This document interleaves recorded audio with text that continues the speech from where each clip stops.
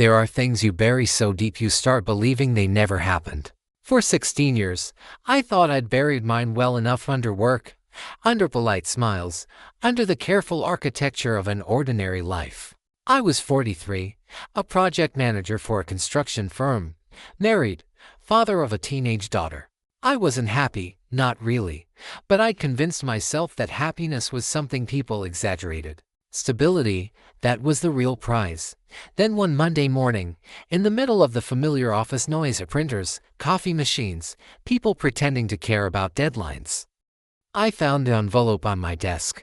No return address, no stamp. Just my name, handwritten in the same narrow script I hadn't seen in almost 2 decades. I stared at it for a long time before I opened it. It felt wrong, like a ghost had used the mailroom. Inside was a single photograph, faded, but unmistakable. A boy, maybe 16, standing by the river near the old cement plant in my hometown, and beside me, another boy, dark hair, narrow face, grinned too wide for his own good. Ethan Cole. The back of the photo had 4 words, "You can't hide forever." My chest went tight. It had been years since I'd heard his name, even in my own head. Ethan was a part of a story I'd locked away, of the kind you keep behind mental concrete walls, because if it cracks, everything you've built since starts shaking. He'd been my best friend once, and the reason I left my hometown before graduation. The reason my father didn't speak to me for 10 years. I sat there, staring at that photo, and for the first time in a long time, I felt the past breathing again. Not nostalgic, angry, accusing. At lunch, I left the office, told my assistant I wasn't feeling well. I drove home, hands tight on the wheel, and when I got there, I went straight to the old show box in the closet, the one I hadn't opened since college. Inside were pieces of a life I'd pretended not to live, ticket stubs, a broken watch, a folded newspaper clipping about a local boy who drowned in the river. Ethan Cole, age 17. The article said accidental, but I'd always known it wasn't that simple. I hadn't been back to that town since the funeral. I'd told myself I'd never go. But now someone knew, someone who'd found the photo, sent it without a name, just to remind me the truth doesn't rot, it waits. That night, my wife, Lauren, noticed I was distant. "You okay?" she asked while setting the table. "Yeah," I said automatically. "Just tired." She smiled the way wives do when they sense you're lying but decide not to ask why. I loved her for that mercy, but when I lay in bed, I couldn't sleep. Every creak of the house felt like the past sneaking closer. Around midnight, I went downstairs, poured a drink, and turned the photo over again. Those words, "You can't hide forever," were written in a hand that wasn't Ethan's. That much I was sure of. I tried to think who could have sent it. His family. No, his mother had died years ago. Someone from school, and likely. Nobody even remembered that summer anymore. Except me. And whoever wrote that note. The next morning, another letter arrived. This one slid under my office door. No envelope this time, just a folded sheet of paper. A single line typed in career font. "If you want to know what really happened, come back to Crescent Falls." Crescent Falls, the town I'd sworn never to see again. The place where Ethan died. The place where my life split into before and after. I should have ignored it.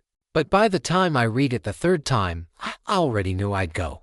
The drive back to Crescent Falls took 4 hours, but it felt like 4 lifetimes. The highway stretched endlessly through fields that hadn't changed since I left, her wide, empty, and silent, like they were holding their breath. Every mile closer made the air heavier. The memories louder. By the time I reached the old "Welcome to Crescent Falls" sign, the paint was peeling, and the bottom half was covered with stickers from local bands and political campaigns from 10 years ago. The town looked smaller, flatter, but that kind of decay doesn't come from time. It comes from the people who stopped believing things could get better.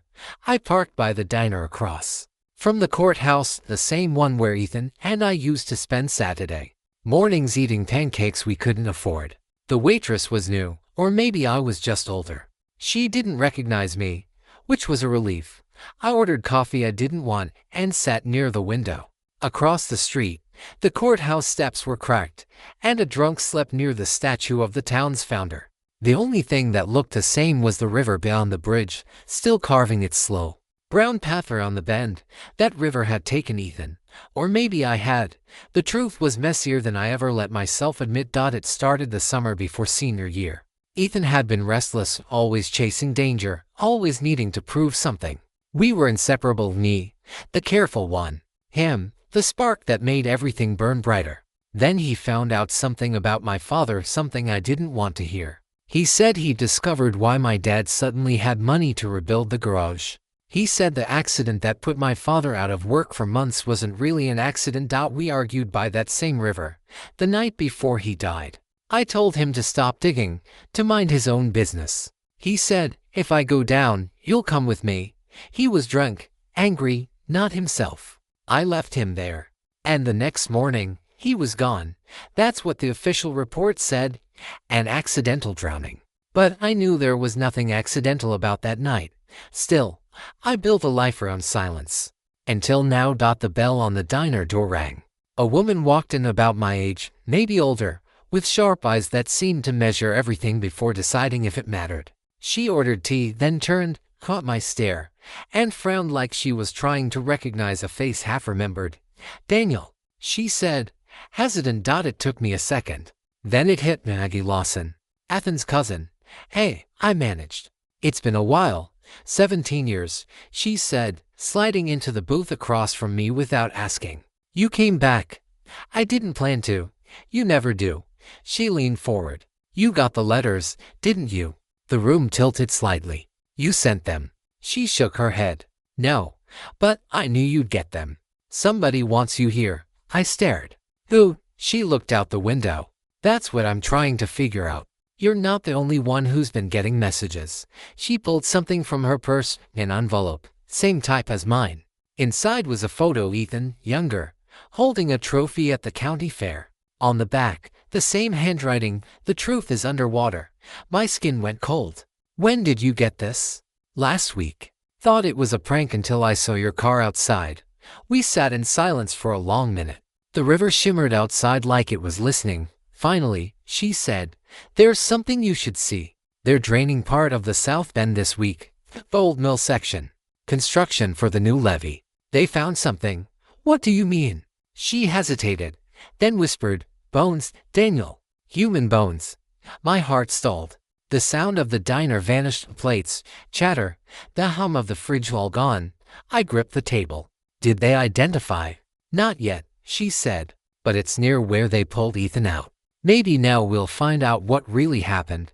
That night I checked into the motel by the edge of town, the kind of place where the wallpaper peels and the air smells of disinfectant. I couldn't stop thinking about what she said. Bones, 17 years later. And someone had known enough to pull me back right when they surfaced.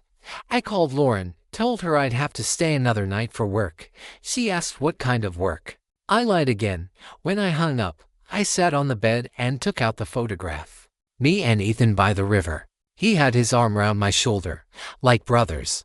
And behind us in the blur was something I'd never noticed before. A shadow. A third figure, half hidden by the reeds, watching. I stared until my vision blurred. For years I'd believed it was just us that night. But what if someone else had been there? What if the person sending these letters wasn't trying to threaten me, but to finish what Ethan started? The next morning, the town smelled like rain and rust. Crescent Falls always had that metallic scent, a mix of river water, factory smoke, and decay. It clung to your clothes, your skin, your memories. I drove down to the South Bend where they were draining the river. The site was fenced off, but nobody stopped me when I said I used to live here. There were men in yellow vests standing around the muddy excavation, talking in low voices. A backhoe idled nearby, its engine humming like a restless animal. Maggie was already there, arms crossed, her boots sinking slightly into the mud. She looked up when she saw me. They found him, she said quietly. Or someone, Ethan. They're running the tests. But the ring was his. I felt my throat close. I remembered that ring, a cheap silver band with a blue stone he'd bought at the county fair. He said it made him look dangerous. It was on his hand the night by the river. The foreman waved us back. A body bag was being lifted from the water. Even after all these years, it felt wrong to see it. Like the river had finally spit out a secret it had been forced to keep too long. I turned away. My stomach twisted. Maggie said, He didn't drown, Daniel. Look at the angle of the bones, the fractures on the ribs. They said it looks like he was hit first. Hard. The words cracked something in me. I'd always suspected it wasn't an accident, but hearing it out loud, that was different. It made the guilt solid again, like wet clay pressing down on my chest. She looked at me, eyes narrowing. What happened that night? I hesitated. We fought. About my dad. He said things I didn't want to believe. I left him there. That's all. Her voice sharpened. You left him alone by the river? Yes. Then who came after you left? I didn't know. But now I was certain someone had. That evening, I went back to my motel room, locked the door, and poured a drink. My hands were shaking. I hadn't felt that since the funeral. I sat by the window, watching the headlights drift along the wet road. Then I saw it, an envelope slipped under the door. No sound, no footsteps. Just there. Inside was another photograph. Same river, same angle, taken recently. On the back, again in that narrow handwriting, "You should have stayed away." I froze. My first thought was Maggie, but no, she was too direct. This message wasn't from someone seeking closure. It was from someone with something to lose. I looked closer at the photo. In the distance, blurred by the mist, there was a figure standing where the bones had been found. Long coat, head down, facing the camera. Someone was watching me. I went to the only place that still had answers, the old coal house on Grant Street. It had been abandoned for years after his mother died. The windows were boarded, the porch half collapsed. But when I got there, I noticed something strange, a light inside. A dim glow moving through the hallway. I pushed the door open. The air smelled like dust and wet wood. My footsteps echoed softly. Hello, silence. Then a creak upstairs. I climbed, my heart hammering. Every step felt like walking into a memory.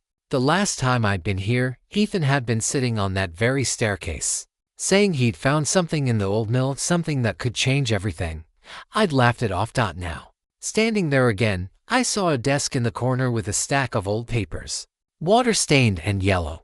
I flipped through them, newspaper clippings, handwritten notes, copies of receipts, all tied to one name, Walter Grayson. My father's old business partner, the same man who owned the cement plant by the river. The same man who paid my father to keep quiet after a workers' accident.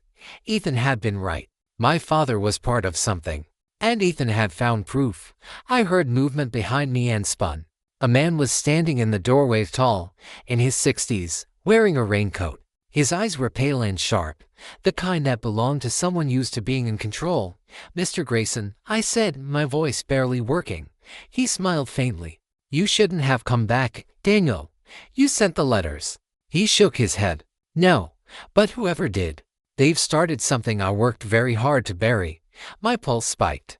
"You killed him." He looked almost offended. "No, but I ordered it cleaned up.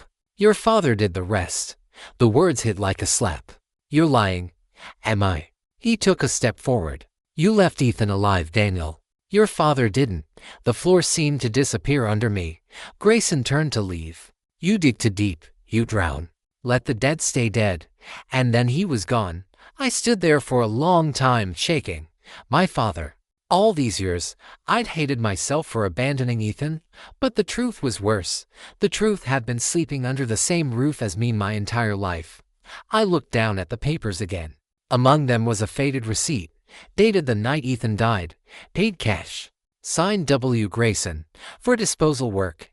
At the bottom, scrawled in pencil, the note in my father's handwriting: "He knows too much." I didn't drive back to the motel.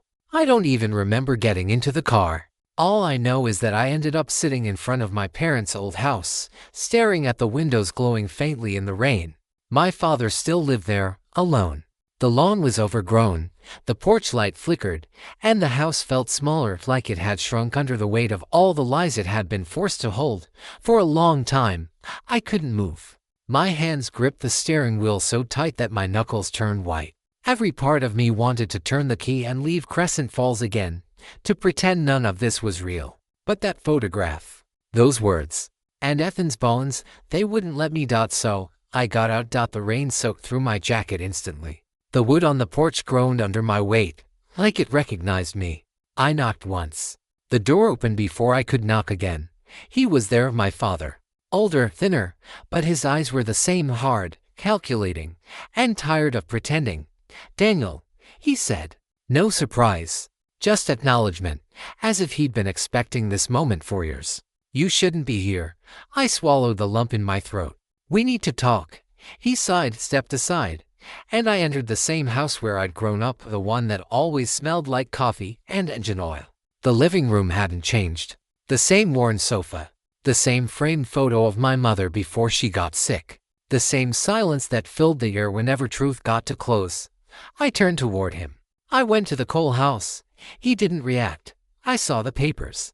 Grayson's receipts. The note with your handwriting.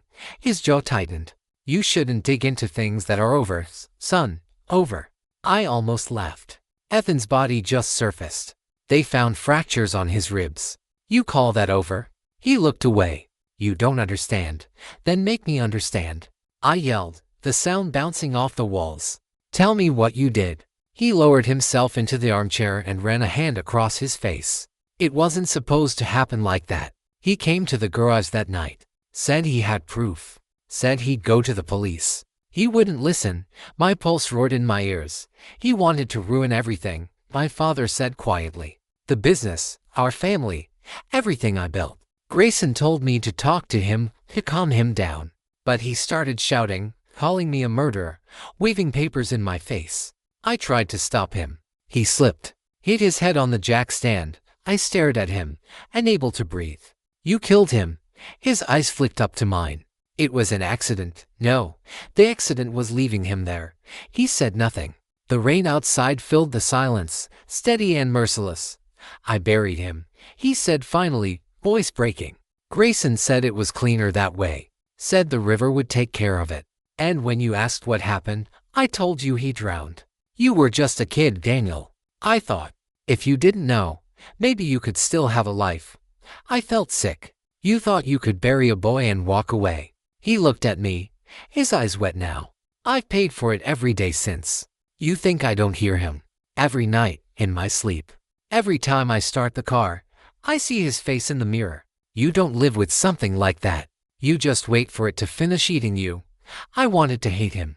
I wanted to scream, hit something, anything, but the sight of his trembling hands stopped me. He was old, broken. The man who'd once seemed made of iron was now hollowed out by guilt. "Why now?" I asked quietly. "Who sent the letters?" He shook his head. "Grayson, maybe. Or someone cleaning up what's left of him. He's dying, you know. Cancer. When he goes, all his secrets go to." Maybe this was his way of confessing without actually saying the words. The clock ticked. The house groaned in the wind. And for the first time, I understood what silence really sounded like, the kind that comes only after every lie has been stripped away. I stood. "You're going to the police."